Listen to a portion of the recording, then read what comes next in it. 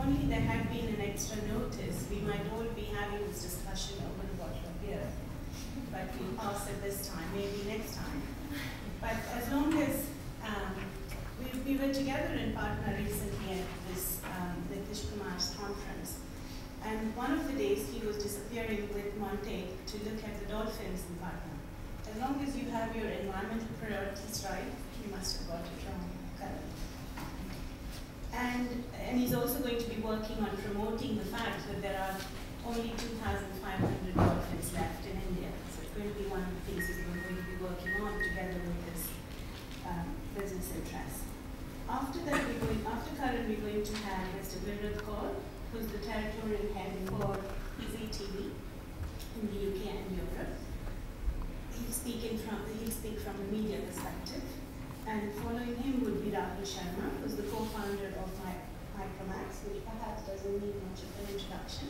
He's also going to speak interestingly about how you might be thinking, for those of you who might be entrepreneur and want to start classes. However, she's been a global economist with HSBC for a few years. Thank you all very much, and thank you, Ruth, and the Society for organizing this interesting panel discussion. My job, the job that I've been given, is to provide a global or international context of India to the discussion this afternoon. People who've actually hands-on done things in the real world and will have insights to share with you. I, unfortunately, have not had the opportunity to work in India, and I certainly have never had the opportunity to run anything real or productive. But I thought that the only way I thought I might be able to add value to the discussion is to give a bit of global background to this discussion of the Indian economy, and significantly, what problems there might be. Now, the problems that I feel qualified to speak about are not obviously ground level, hands-on type problems in the Indian economy. I can only speak on this again from the perspective of someone who's an outsider, who studies the global economy, and who shares the global perceptions of the Indian economy. So I hope that if in my comments I end up being a little bit maybe more controversial or more provocative, or actually even more wrong than you thought you could possibly hear, I hope that you will take it as simply setting the stage for what will be a lively discussion from my fellow panelists. So to begin, I want to talk about, as the title says, how the world has changed and how India places in that world. And pretty much everyone who tries to think about these issues now takes as a touchstone event the 2008 global financial crisis, the 2008 Lehman crisis. And one of the things that the entire world community realized as this crisis unfolded, we became gradually aware of a sensibility that previously had been kicking around only within investment banks, Madhur is going to tell you about, or a few other large pools of global capital that study how the global economy shifted. Most of the rest of us was not aware of this. But this sensibility began to grow until I think I can safely say it has now reached critical mass in world consciousness. What is that sensibility?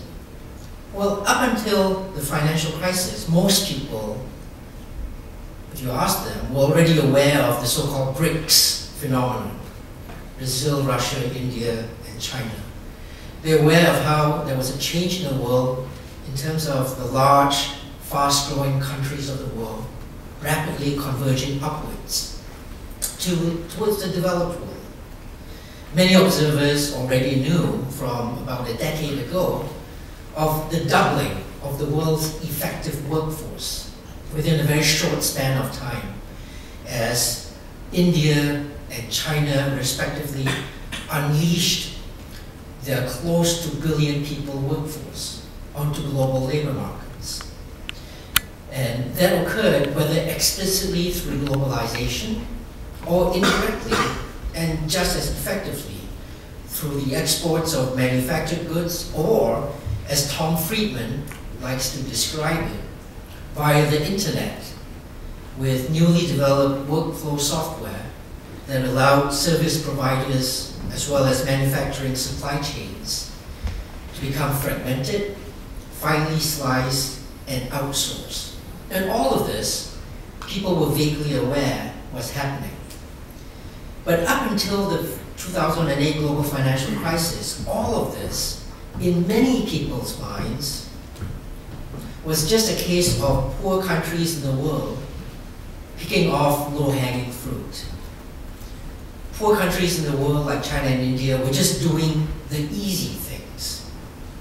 They were growing only because the developed world was willing to buy the cheaper goods and services produced in China, in India, in Brazil, or elsewhere. In Tom Friedman's language, the world was indeed becoming flat. But at the same time, up until 2008, many people viewed that as occurring simply because the world's richest economies found it to their own advantage that the world become flat. So in that view, in the pre-2008 view, high consumption in rich countries provided the global economy's engine of growth. And within that view, when in September 2008, Lehman Brothers filed for bankruptcy, credit markets in developed economies froze. Consumption demand in developed economies fell precipitously. The global economy stalled. Only, of course, the global economy did not stall, at least not everywhere. And this was the first realization among people outside of investment banks, outside of people who studied this as their specialty, that something had changed in the world, something very important that had to do with India and other emerging economies. Between 2008 and 2009, India and China together poured back to world GDP pretty much 100% of what the collapsing US economy took away. Very poor countries were at that point standing toe to toe with the richest countries in terms of providing growth for the global economy. The Eurozone over 2008-2009 collapsed by even more than did the United States. So after 2009, it was becoming ever more obvious to even people who were not specialists that the transatlantic axis, that imaginary line that was halfway between the United States and Western Europe, the transatlantic axis no longer held the world's economic center. Instead, calculations show that the world's economic center between 1980 and 2010 drifted from its initial base on the transatlantic axis, drifted 5,000 kilometers in 3 decades to, yet last year, now east of the Mediterranean Ocean. And this so-called Great Shift East of the world's economic center is projected to continue, so that within the next 20 years or so, this world's economic center will settle down in a new location. And where will it settle down? It will settle down on the boundary between India and China. So this dramatic shift in real production, in real incomes, that's something that we all now realize, has unfortunately raced ahead of other features in the global economy. It has raced ahead of global governance and zero in on the outside observers' perceptions of problems in the Indian economy. Because today, even as the emerging economies like India assume global economic leadership, global political leadership still continues to reside firmly on the transatlantic axis. And this mismatch is a problem in global governance. In finance, even as, according to some calculations, the emerging world, India, China, the rest of East Asia, now carry 35% of global equity market capitalization. Pension funds that are most highly developed in the rich economies that are the largest single pool of global capital still show extreme developed economy bias. Pension funds still carry less than 3% of their portfolio in emerging market assets. This is a huge mismatch. Now, in the Great Shift East, nowhere among these new engines of global growth, India or China, has leadership, genuine political leadership, charismatic intellectual leadership, yet been able to gain the trust and confidence of the rest of the world. India and China are the only billion people economies in the world. India and China are among the world's fastest growing economies. And we realize now that happens through global crisis and through non-global crisis. They are not simply riding on the coattails of high consumption in the rich economies anymore. But these new engines of growth don't pull together, and they project vastly different visions of the world. India is the world's largest democracy. China's ruling Communist Party is the world's largest political party. And right here, we get our segue into the problems in the Indian economy, viewed from an outside perspective. What are those problems? In an interview in 2007, Lee Kuan Yew, Singapore's former Prime Minister, noted how India has historically had a global state lead over China, and indeed over the rest of the world, over the rest of the emerging world. Lee Kuan Yew pointed out how even though India's annual growth has been 8 to 9% for the previous 5 years when he was speaking, this peaceful rise in India has not led to unease about the country's future. The rest of the world is hugely optimistic about India. Instead, he said, Americans, Japanese, Western Europeans, all the traditional transatlantic axis economic powers are keen to invest in India, to ride on India's growth, to help develop another heavyweight country. Lee Kuan Yew, at that point, noted how, in contrast, China's growth has raised all kinds of apprehensions, political and economic. Bottom line is, India appeals to the global community.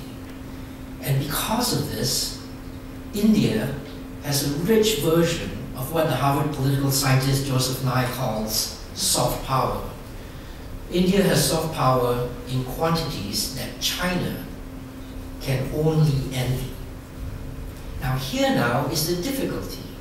Has India been able to capitalize on this soft power advantage in the world?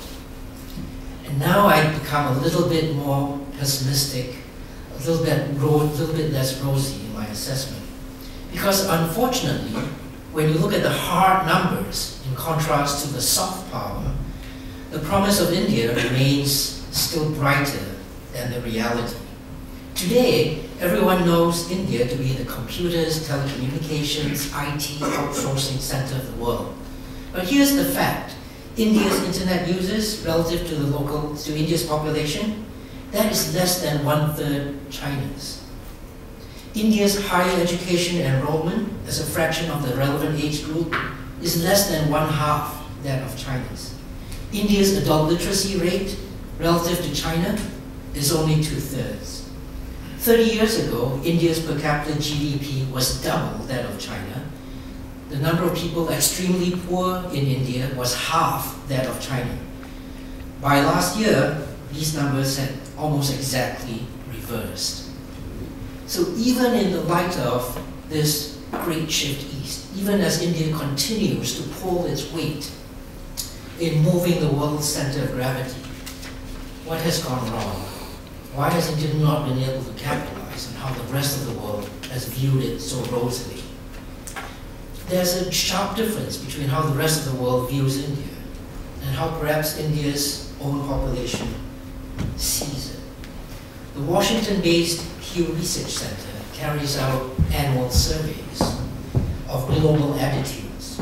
It does this in different countries around the world. In 2011, when the Pew people from Washington asked Indians what they thought of the direction their country was headed, and this was in 2011, slightly more than half said that they were satisfied. That meant that about half were unsatisfied. In contrast, every year since 2008, more than 85% the Chinese surveyed by Pew say they are satisfied with their country's direction. This is a sharp contrast between what is, on the one hand, the world's largest democracy, where a government and political leadership is supposed to be popularly elected, versus a country where even the most casual observer will remark is a bureaucracy that does not directly engage with the common people. Now, just out of interest, I also asked Pew for the numbers on the United States. And you might be interested to know that the fraction of satisfied Americans have never risen above 36% since 2008. So, in this regard, India's leadership is actually doing much better than American leadership. But of course, that might not be saying very much. Now, the point of this comparison is not to be joyless, but to try and map out the realm of greater possibilities. So what are my last concluding comments on what the realm of greater possibilities is? India, while remaining firmly democratic, has not allowed very basic, very transparent market forces to play any significant role in determining important economic outcomes. This is in contrast to how the rest of the emerging world behaves. Now, the rest of the emerging world actually shows hugely diverse variety of economic models. China is different from Indonesia, is different from Hong Kong and Singapore. But Hong Kong and Singapore share the same English colonial heritage as does India. They have, however, not been averse to taking the best ideas and accepting investment from the West, and both have succeeded spectacularly in the past. When outside observers look at India, they remark on how India's huge advantages are twofold. First, it has a relatively younger population than all the rest of the emerging world, China in particular. And second, it has an advantage in English language and a culture of freewheeling creativity, useful in the most promising of growth industries, telecoms and information technology. But I would argue that here too there are dangers. Contrary to popular opinion, widespread opinion on the so-called demographic dividend in terms of India's younger population, even this might work against India's economic prospects if that youth bulge continues to face jobless growth and it responds with social unrest.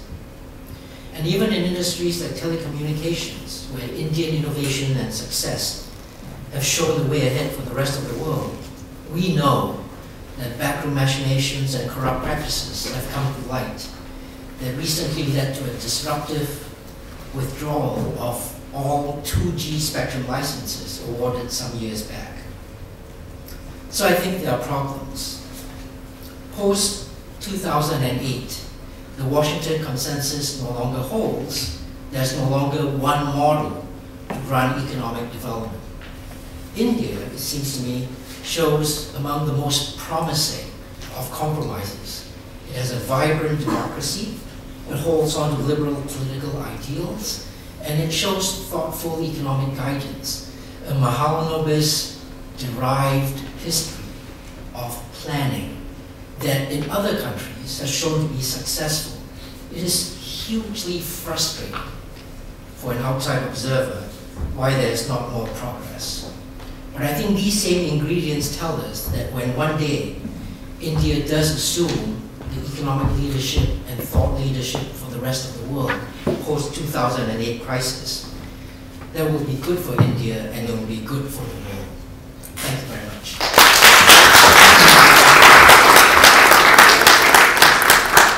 Thank you very much for the welcome and great to be here.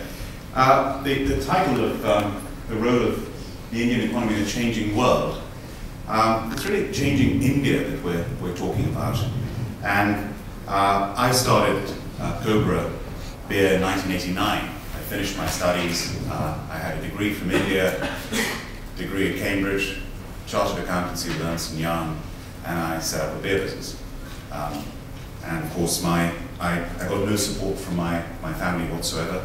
And my father, by this stage, was Commander-in-Chief of the Central Indian Army in Lucknow, and I was developing Cobra beer in Bangalore, early part of 1990. And I would go up to see my parents every time I got a bit of a break from developing the product. And I knew my father, being an army officer, could not support me financially. You know, at our wedding, he said I didn't have to dissuade my sons from joining the army, I just showed them my paycheck. And no, I said, let me get some emotional support. Dad, I've started my own business, my own beer brand. What are you doing? All this education. And you're becoming an import-export walla. Get a proper job. Become a banker. We won't go there. See, when I started Cobra, 1989-90, I knew always that India was going to take off one day as an economy. I knew that the India that I was brought up in as a child, that closed, protected, insular, inward-looking economy, would one day open up. And sure enough, in 1991, it did. And we've heard from the professor of the Washington Consensus, there was that element to it, but India opened up. And here we are last year celebrating the 20th anniversary of India's liberalization. And Cobra started in 1990, and it's very much part of that opening up of India's story. And in 2003, I was appointed as the co-chair of the Indo-British Partnership. My Indian co-chair was Narayan Murthy of Infosys. It's now the UK-India Business Council, of which I'm president. And I remember when I was appointed in 2003, I found it really frustrating.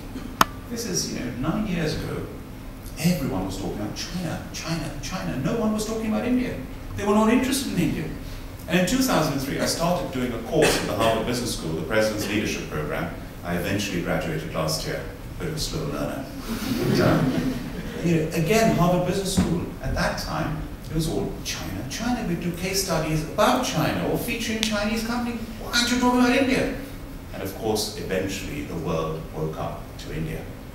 When I say eventually, we're talking about 4 or 5 years ago. Today, the dean of the Harvard Business School is an Indian. So the world's moved on. Now, I've just come back. Ruth and I were in Bihar, and I set up a brewery. I bought a brewery in Bihar, and I signed a joint venture with Molson Coors, one of the world's largest brewers, and we bought this brewery in June last year. And we've been upgrading it. When I said to people, especially my Indian friends, my family, guess what? Brewery in Bihar. Bihar? Any Biharis here? Come on, well done, fantastic. Proud to be Bihari. He goes, what are you doing there? Are you mad? Some people say, have you got kidnap insurance? Are you taking armed guards with you? And 7 years ago, those comments would have been absolutely appropriate. And I probably would have needed armed guards. And the state was a basket case. Today, in 6 years, crime has gone down 6 times. Today, the whole India is looking at Bihar as a turnaround story. So there is a lot of change taking place. And this has all been through the leadership of Nitish Kumar, the Chief Minister, and Sushil Modi, the Deputy Chief Minister, and their team. And they've just turned the state around. And from a basket case, it's now a basket of opportunity. At this conference, one of the individuals speaking was Javed Akhtar, who I'm talking about as a remarkable man, who was a member of the Rajya Sabha in India. And he was talking, this was a session on culture and creative industries in India and the cultural renaissance. And he said, you know something, you can trace the socio-political history of India through the villains in Hindi movies. In the 50s, around that time, the villains were the zamindars, the landowners. Then in the 1960s, the villains were the mill owners. In the 1970s, the gangsters were the villains. By the 1980s, the gangsters became the heroes. Then you go into the 1990s and the politicians became the villains. Then he said, now we've got no villains. But the point is, in Bihar, the politicians are now the heroes. How things have changed and how India has changed. And I think that, you know, where Cobra is concerned, 3 years ago, I started Cobra Beer in 1990, started with absolutely nothing, built it up, and 3 years ago I nearly lost the whole lot. And it was a disastrous, disastrous time.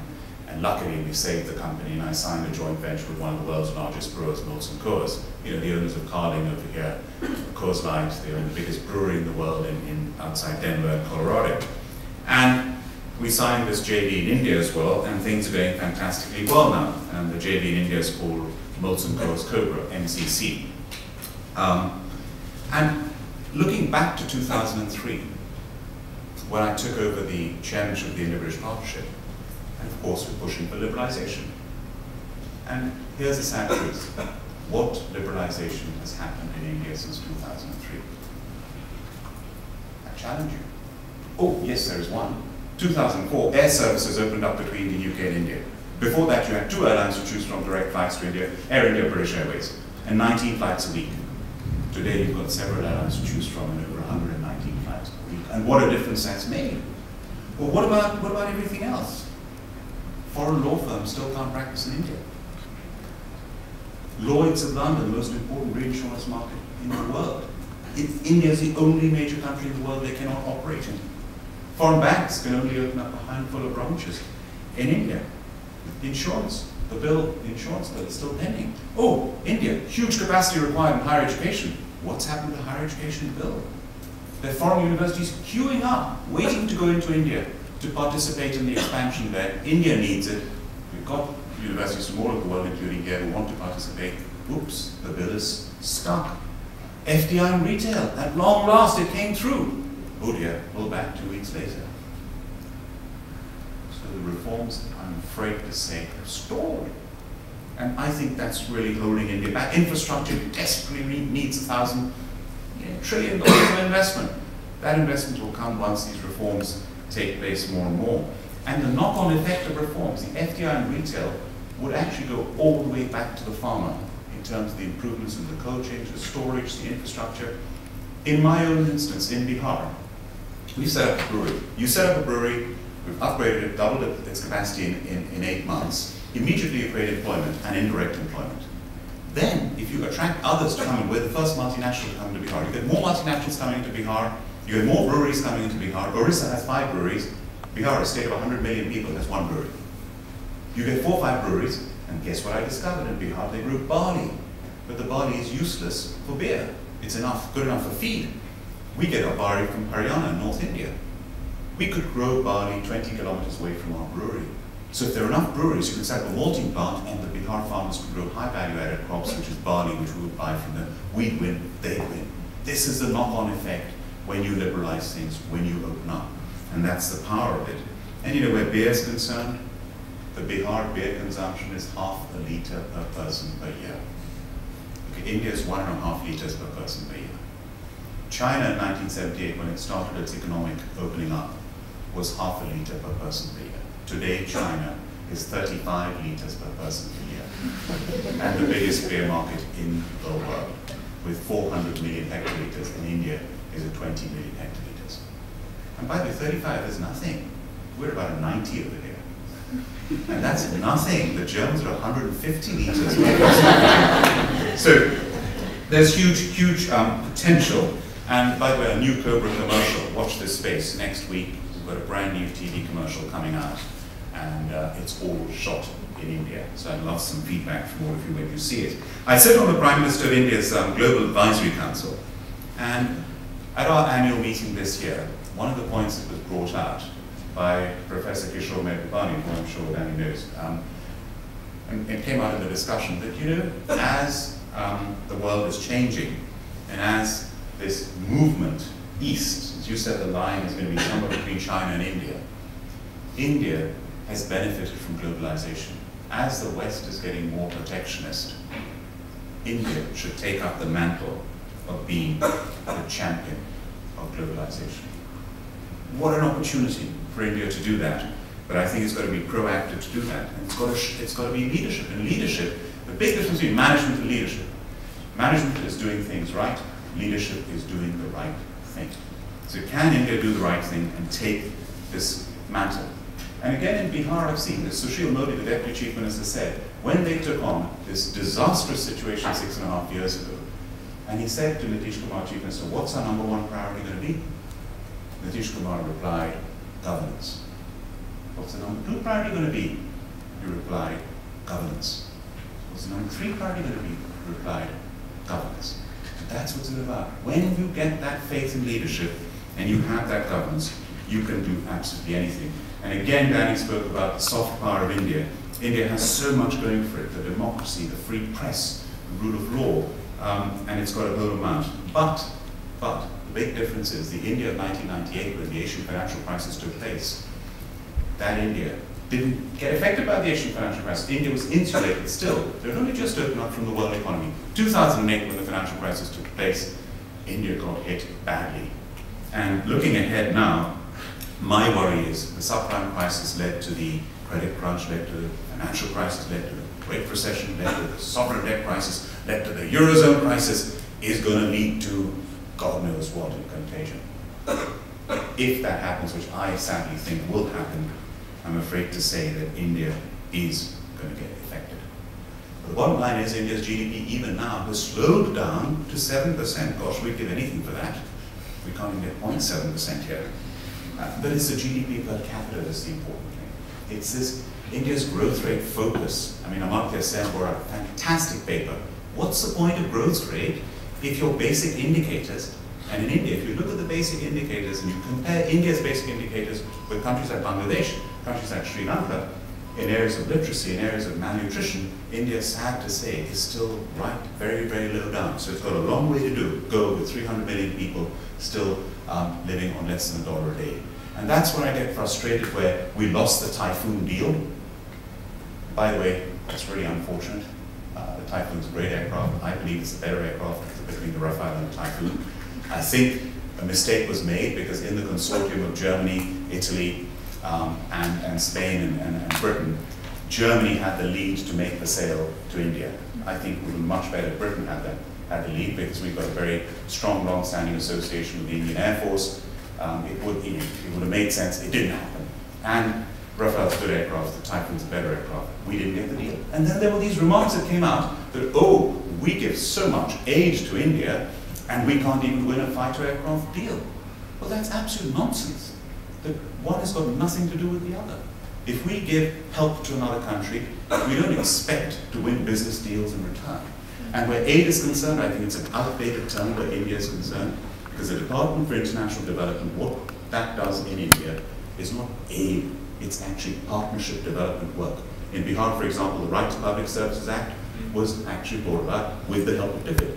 Now DFID is helping train teachers. They're recruiting 300,000 teachers, and the training of those teachers is with the help of DFID. So it's not aid, and it's development work. So I'm going to now conclude, my 10 minutes are up, in saying that India has huge challenges, but some people fail because of, and other people succeed in spite of. And I think in spite of all India's challenges, in spite of all these liberalization reforms being stalled, India is still succeeding. It's a one-way consumer-driven momentum, which I don't think is going to stop. And I think the essence of it all is now there is an aspiration that exists amongst the Indian youth. I gave a talk at the Pravasi Bharati Divas in Jaipur with 700 youngsters in Jaipur, college students, medical students. And the enthusiasm of those 700, when I said to them, how many of you want to start your own business, 75% of their hands went up. When I said, how many of you want to study abroad, 100% of their hands went up. That is India's future. And I think with that, India has nothing to stop India's success. Thank you.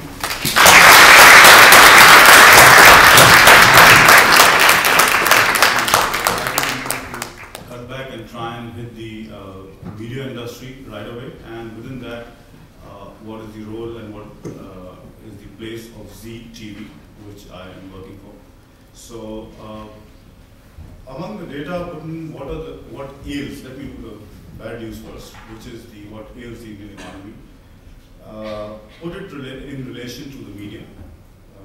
Point number one, population growth, very high population growth. From the media side, thank you very much. More population, more eyeballs, more turnover. I mean, this is a worldwide phenomena, and if it's in India faster or in China, that's even better. It's $314 billion is the industry worldwide.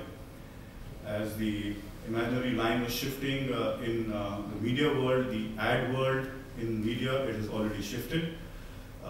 The Asia Pacific region today delivers about 29 billion of advertising revenue through TV, while the Europe and the Americas deliver about 25.5.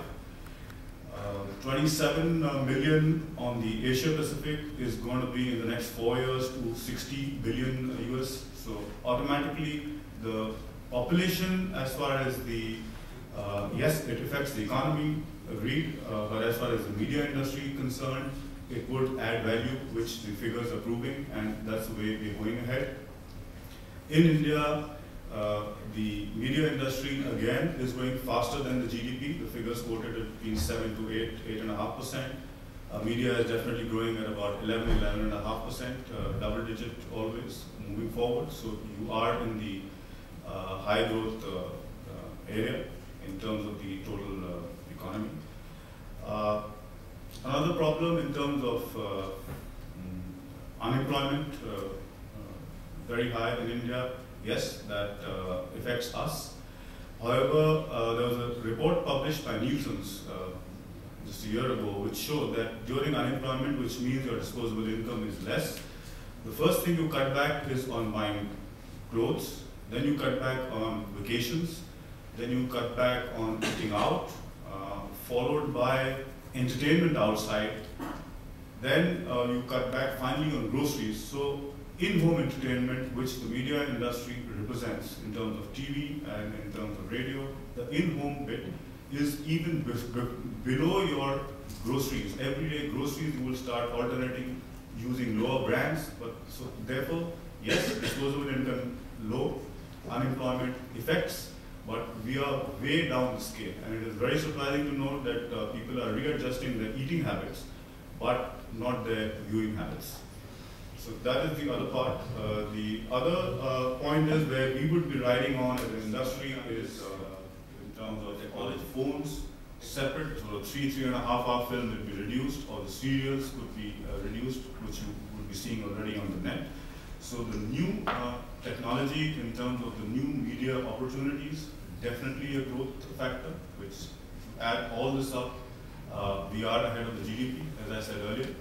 So the technology bit is really helping us in moving the industry forward, and wherever we can get in, and the faster you get in as a company or as a group, that helps. One of the other areas is, of course, the policy, as Karan very clearly mentioned, that delays in policies, approvals, and then pullbacks. So what do we do? So one, as an industry, we said, okay, we can crib about it, we can cry and complain to the world at large. What we have done as a group in India is we found one of the largest joint ventures in India, which consists of Z, Star, and Turner channels. The basic idea of this group is to actually push the government into digitization, which is the next big thing in India in terms of technology. 214, we are trying to figure out that we must make sure that that deadline is met instead of slipping to 220 as things would slip. The idea is that the Indian Broadcasting Federation, the 3 BDs are trying to, through that, move the government that we must digitize and move forward.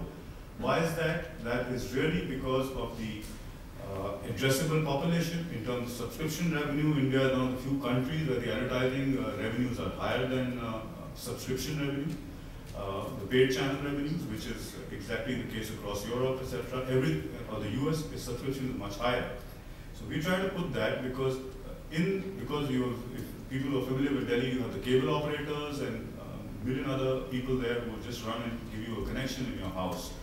Now, these people will not pay us, which is the media companies, the correct amount of money. They will always talk about that we have only 10 subscribers. In fact, it's only reported subscribers is about 12 to 15% of actual. So all the industry on subscription in India gets about 12 to 15% of the total collections, which is picked up from a customer, from your house.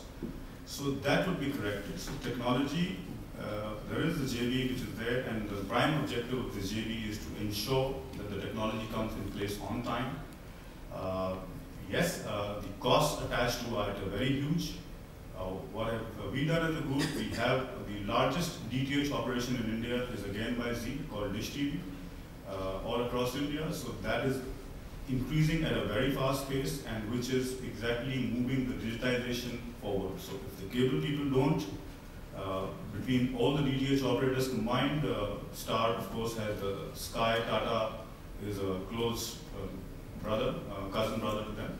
So pretty much these strengths are coming together, and the prime objective is how do we get around this slow giant, or many times corrupt inverted commas, and in fact in telecom sector, as we keep reading about it, because that's what we were just told, that the percentage growths have come down.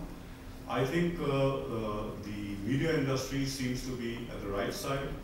One of the ways, as our group, and I think all the other groups also do, is basically looking at inspired leadership and innovation being the cornerstones of the Z group, and as well as I think the other industry. Just to tell you among the number of firsts, post liberalization, or we were in 1992, everybody till then was just watching Doordarshan. The first channel on the ground was ZTV. In fact, Ruth was very surprised when I told her. At that point of time, it went international. The office here, which I am working out of, was opened in 1995. So before the first international operation by any company out of India was in UK, in London, in 1995. So internationally, why not as a larger TV? And channels have been bought over. So it's not such a big deal. Just one, it's just about time. Okay, sorry. So already in the process of have bought over channels abroad in the US, and then we're broadcasting them across the world. So pretty much since I've just been, so it's what I was talking about is the innovation. I try to link up the challenges to the industry, and in terms of numbers, I think the China-India story is very clear, that that's the way the world is moving. And in conclusion, yes, these figures are very good. If you look at the profitability figures of the company, we are growing at about 37% in terms of revenue and 35% in terms of EBITDA. But the investors, I think, still are a bit cagey in terms of investing in the India media scene. Part of it is because the HD or the technology push is going to be costing a bomb, and they do see that everything will get digitized, and post that the return will come. So I don't think they're ready to wait at the moment for returns, and therefore just to conclude that in spite of a very good future for the media industry, at the moment the investors are the only people who do not believe. I think I'll rest my case there. Thank you very much.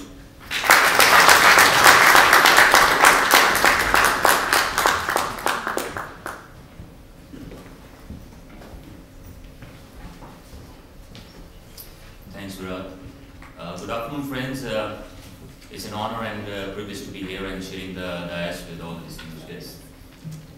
My name is Rahul Sharma, and I'm co-founder for Micromax Mobiles Limited. It's a mobile lensing company based out of India. As Ruth has already raised an around for the time, so I'd like to be very brief and quick on this. I'll share some details on India as a land of opportunity, what it can provide, and if you can identify the gaps and can fill the gaps, then sky's the limit. So I'll just start this with a whole brief of how we started this organization. And 10 years back or so, when I finished my engineering, a very similar circumstance as Mr. Bilimoria. My dad was a retired school principal, and I said, Dad, I want to start my own company. And he said, Beta, why? So I said, I have some, some dreams that I want to fulfill, and so he allowed me, and we started this company as Micromax Software. It's a software company. This is in 1999, and everybody was doing software. I traveled to the United States. I was staying with one of my uncles. He used to work with some microsystems. There was this maid at my uncle's home. She used to watch CNBC and all the stocks for Yahoo and all. And I was thinking, what the hell is going on? I've never followed the stocks and everything those days. So those were some crazy days. We were working on e-commerce, and it was a very dynamic industry.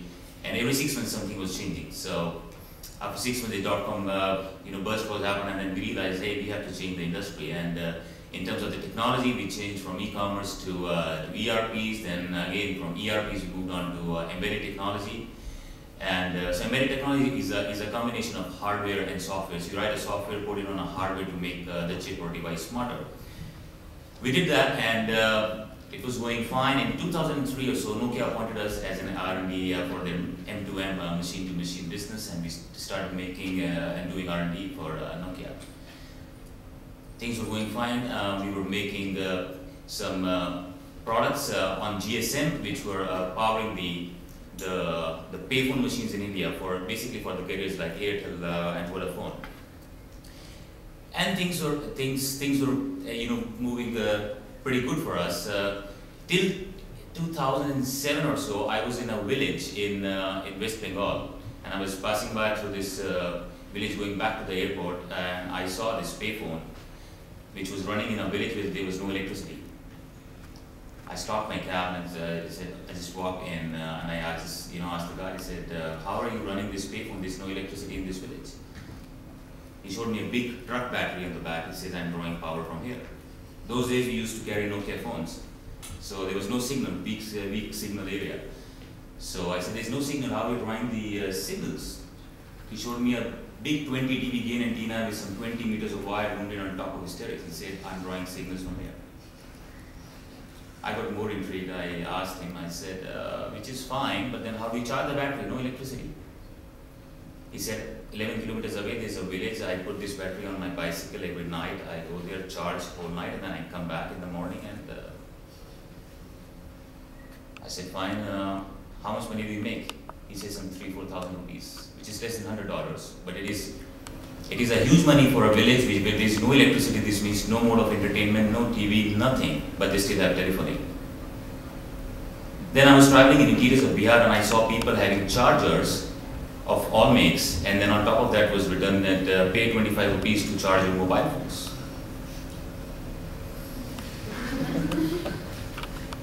I came back to our head office in Delhi, and one of our co-founders, I just asked him, I said, "Sweet, why can't we make mobile handset, which will last, which will have a long battery?" So initially, all my other co-founders said, "Are you mad? Who's going to buy a mobile phone written Micromax on top of it? Are you going to use it?" I said, "I'm not the user. The users are sitting somewhere else." I was allowed to make first 10,000 handsets internally. And that's how Micromax Mobile, in terms of mobile handset, was born. We made our first mobile handset, which had a battery backup for 1 month. 1 month battery backup, and then we started selling these mobile handset in rural India. We were not doing any marketing, nothing, because we were not having budgets to do that. In first 10 days, everything was sold out, just by word of mouth. And that's how we realized that what a humongous opportunity this is, and nobody has ever realized that if you can customize the flavor as per the Indian requirements, you can crack these markets. Because Indian markets were by then was fed by food cooked in Finnish factory or maybe in Korean factories. So that's how from those 10,000 handsets or so, then we came up with handsets with dual SIM, dual standby. We came up with handsets. 1 minute. No, actually 0 minutes. Okay. So from those days, from selling 10,000 handsets a month, now we sell around 1 million handsets a month. We are from one country, we are there in 13 countries now. From incubating these new divisions. So in terms of, as you know, as a land of opportunity, I think India is a humongous market, and if you can identify those gaps and can fill those gaps, sky's the limit. And as Rahul was saying that India, in terms of internet penetration and all, is still around 1/3. But if you 1/3 of China, but if you look at the opportunity, that's a massive opportunity. So I'll just summarize this: dream big and follow your passion. And I think this must do. If you follow your passion, the sky's the limit. Thank you so much.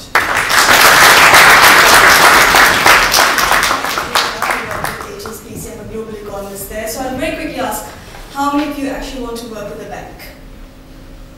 That's good. Bank's not a bad term here then. Right.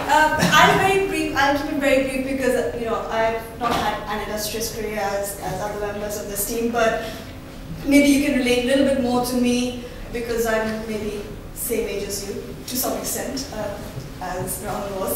But I started work about 11, 12 years ago after I did my master's in economics.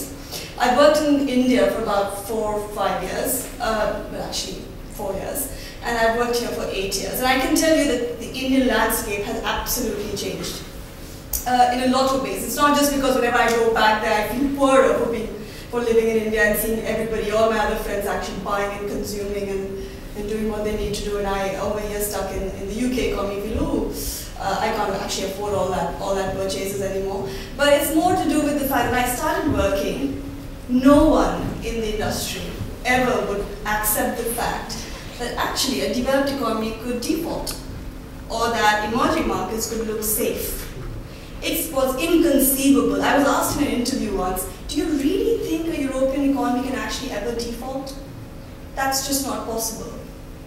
And that's how things have evolved over time. Things have changed. India is progressing. And we put out a report, which is the world in 2050, and we say that India should be the 4th largest country by 2050. Now, of course, whenever you put out a projection that goes that far out, you have to take it with a lot of salt, because if I was to make the same projection in 1910 about 1950, I wouldn't have thought of the 2 world wars or the Great Depression. So clearly, there are lots of things that could go wrong. But the good thing about the report is that it's based on fundamentals. It's based on the trade law system, based on the English law in India. Amazing fact that you've got English language there. You've got very skilled people who are very hardworking. All of that's really wonderful. But when we ask them, will you actually set up business there, they prefer not to. And the reason very simply is because first, they think there's just too much red tapeism, and secondly, they're really worried about corruption. So these are, I think, the 2 biggest drawbacks that you do hear very often from people in the industry. And I'm talking about various industries. I'm not just talking about banking, I'm talking about industries in general, because my clients tend to be people from all walks of life, whether they're hedge funds, the private sector, anywhere. And I think that this is important because this is what hopefully needs to change. And I'm very happy to see that there is a movement in India happening against corruption starting this year. And that's, I think, what people are really willing to see come through. And the other 2 things, of course, is infrastructure and the lack of education. You've got this amazing population growth, you've got this amazing working age population growth coming through, but you really need to see education levels come through. Only 17% of India's workforce has completed secondary education, and that's a very low figure. And that's really shockingly low. And we are all guilty of it. Hopefully you won't be. But there has been a brain drain of the people who are the highly educated to the outside world. A lot of my friends, of course, are now moving back into India because they do realize the opportunities that India gives. So a lot of my friends who worked abroad for 10 years, 12 years, who actually just, after doing their masters, got placed abroad, they're all moving back because they see the potential. And that's a big positive that's coming through. But clearly, I think education and infrastructure are the big constraints. And that's why, when you see things like inflation being really high, why is inflation so high? Inflation is high because you have supply side constraints. You've got this booming demand, but you don't have the supply. If India is to grow by 8%, you can't have power generation growing by just 6% every year. It's just not doable.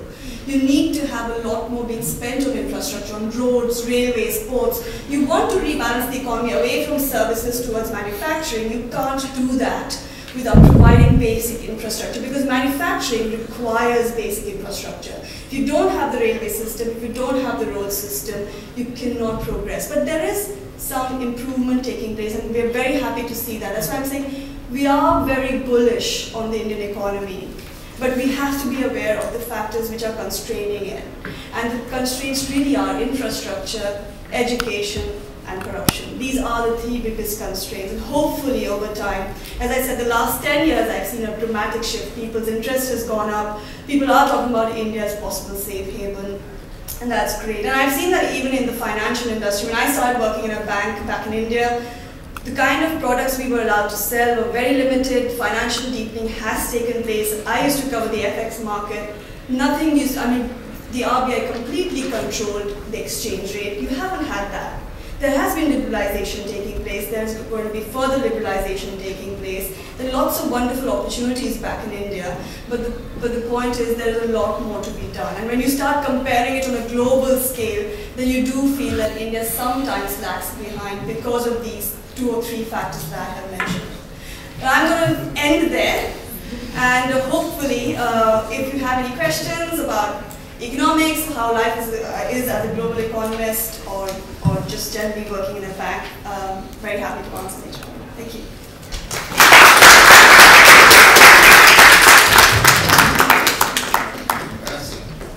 Not only in an exam, but also in a panel discussion, because you have matched the quality of performance of your predecessors, usually with less time than you thought you had, and sometimes to addressing an audience that is slightly thinner than when we started.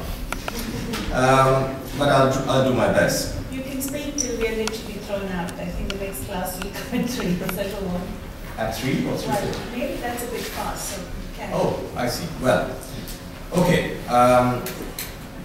Now, the reason I guess we are all here is that not only is the world economy much more relevant to Indian economy than before since the reforms, but also that Indian economy is more relevant to to the health of the world economy increasingly, as indeed is the case with many other emerging economies. So, what happens within India and the domestic sources constraints upon growth matters to the world very significantly. So I'll be talking about the challenges that the Indian economy faces. And one challenge in particular, which is of course corruption, that is on our minds. That's one of the issues that we're very animated about. And I know that you have done a symposium very recently on this subject, but perhaps I'll try to give you a different dimension on this issue. There is one kind of corruption that we are all very concerned about, and I'm going to talk about another kind of corruption which is much more insidious, which has a deeper effect on economic growth, and that seem to be less concerned about because we understand it much less. The one that we are concerned about is the classical definition, is corruption by classical definition, that is one where a government regulator sells the privilege of imposing a rule for a fee. It's government regulation that is relaxed for a consideration.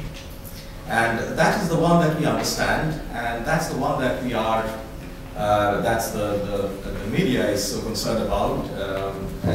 That's the one that Anna Hazare and other protesters are protesting about.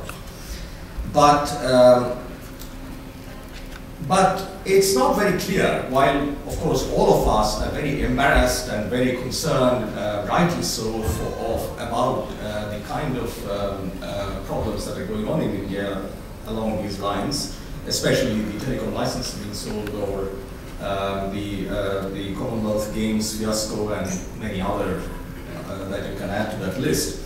It's not very clear that that kind of corruption is necessarily bad for economic growth. What is going on in a large number of cases is taxpayers' money being paid to someone who runs another business. And this is increasingly the case where politicians also have side businesses. And that has increased, that phenomenon has increased tremendously in India. And that kind of transfer, first of all, is the amounts are not very large against total Indian GDP. And secondly, that kind of transfer from one business to another doesn't necessarily have an impact on economic growth. It is bad, but it's not clear that it affects economic growth. On the other hand, there is another kind of corruption for want of a better word, that I think I'm going to focus a bit more on, because that does choke enterprise much more insidiously and more directly. And that we talk about much less. It's certainly not in the forefront of the media circus.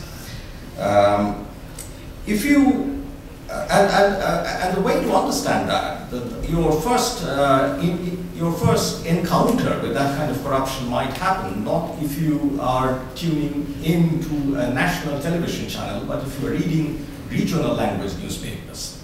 If you are traveling, for example, by train from Kolkata to Mumbai, traveling second-class sleeper, as I like to do, and you pick up Anandabhajar Putrika in Calcutta, you pick up the Hindi version of, okay, I think I'll stop here.